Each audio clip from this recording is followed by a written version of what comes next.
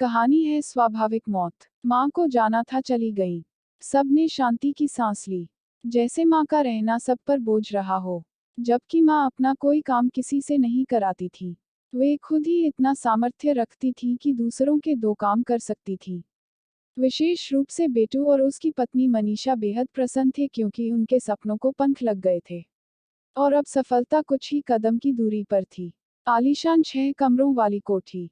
कोठी के सामने बड़ा सा हरा मखमली लॉन, तरह तरह के पेड़ पौधे। लॉन में एक झूला, 2 प्रकाश स्तंभ मेन गेट पर और 2 कोठी के मुख्य द्वार पर।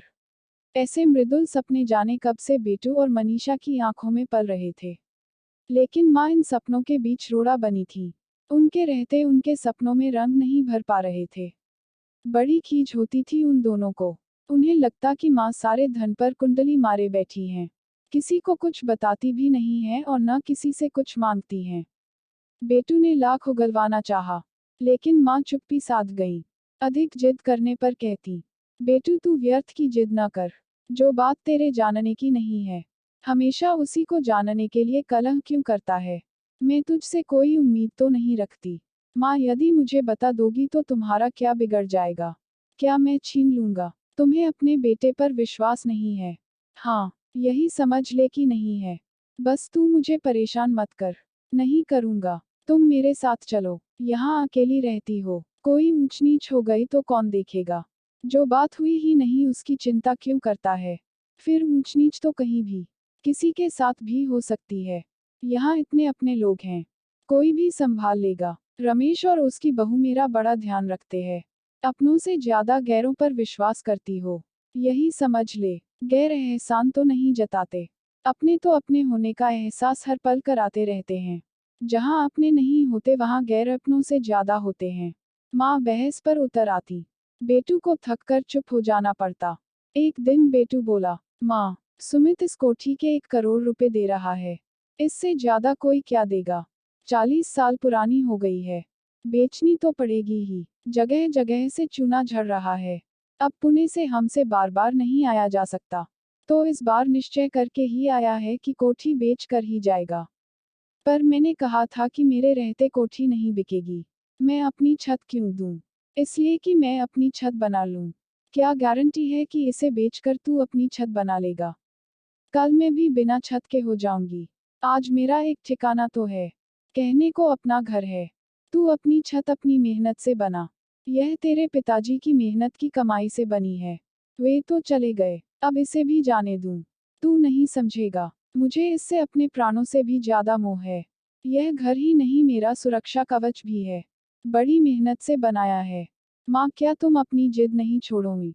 नहीं, छोड़ भी देती यदि तूने कोई जमीन का टुकड़ा लेकर डाला होता।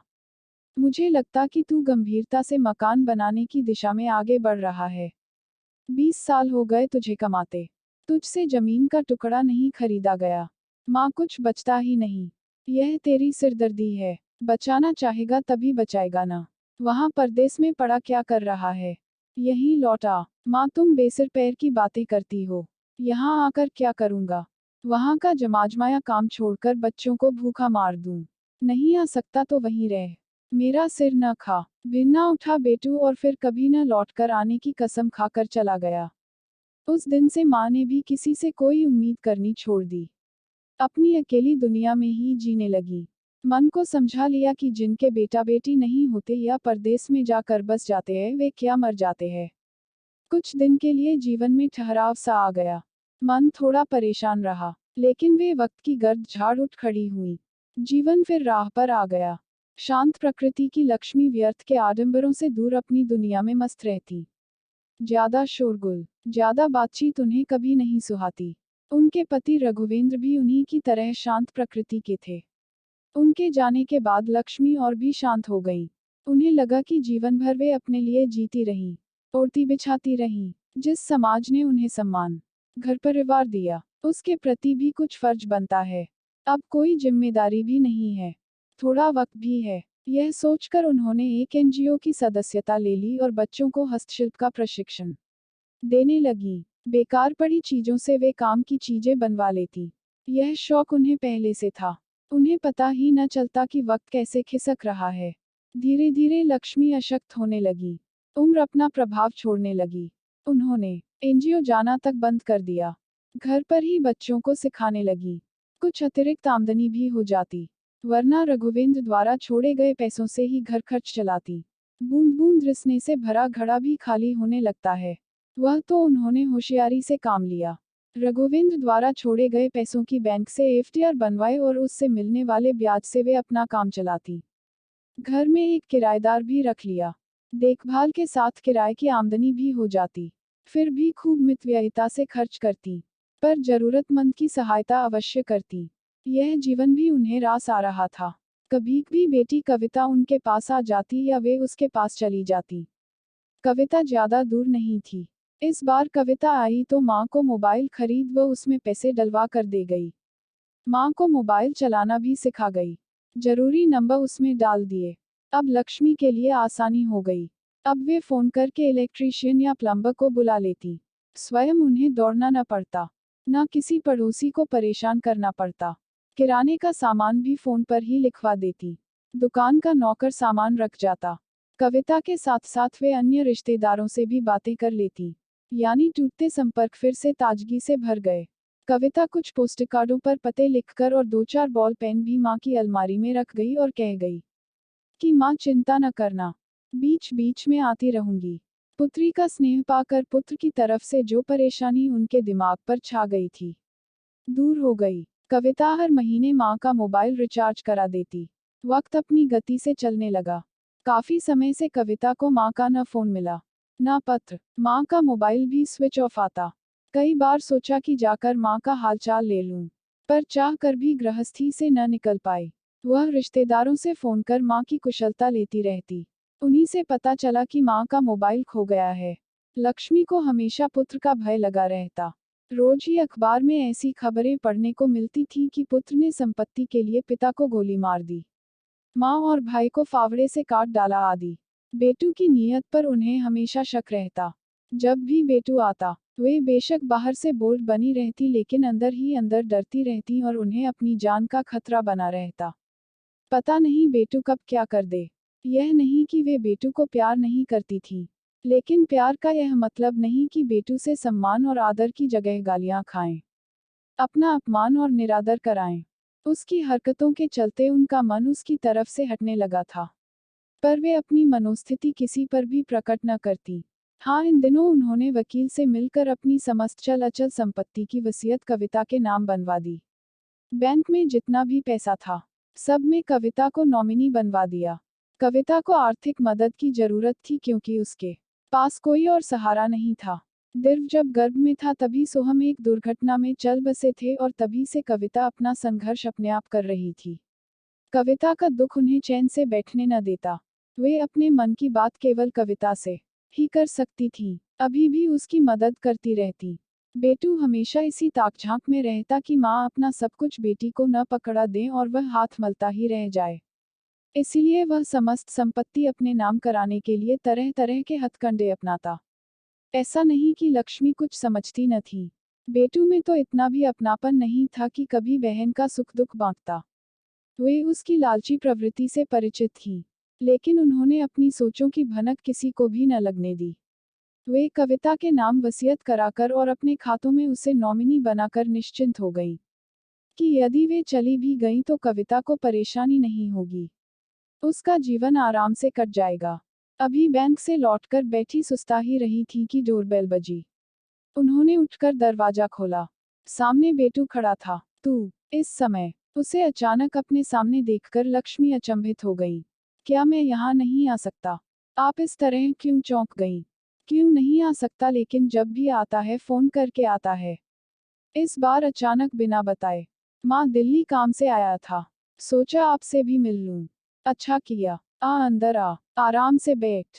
कविता के पास अचानक एक दिन चाची का फोन आया कि कविता दीदी नहीं रही। पिछले कई दिनों से तबीयत थोड़ी ढीली चल रही थी। हमने बेटू को भी फोन कर दिया है। यह सुनकर कविता सन रह गई। माँ ऐसे कैसे जा सकती हैं?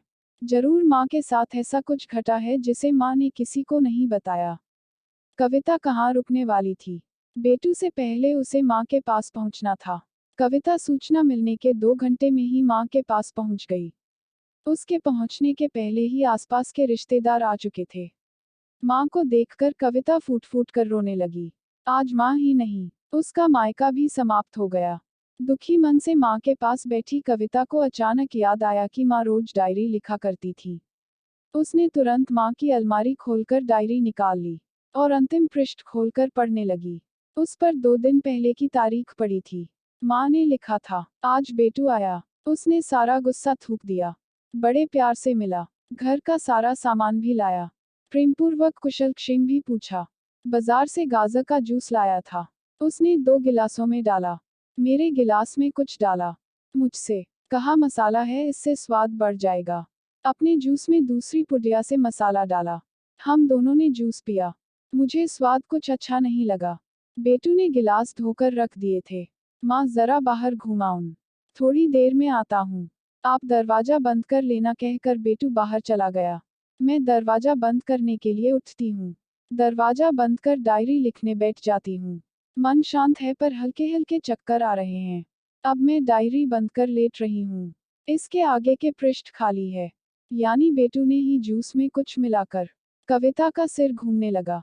इसका मतलब माँ की मृत्यु को 2 दिन हो गए और बेटू यहीं कहीं है और शीघ्र ही आ जाएगा। उसने मोबाइल खोजा। मोबाइल बिस्तर के नीचे छिपा कर रखा गया था पर ऑफ था। उसने उसे ऑन करके देखा।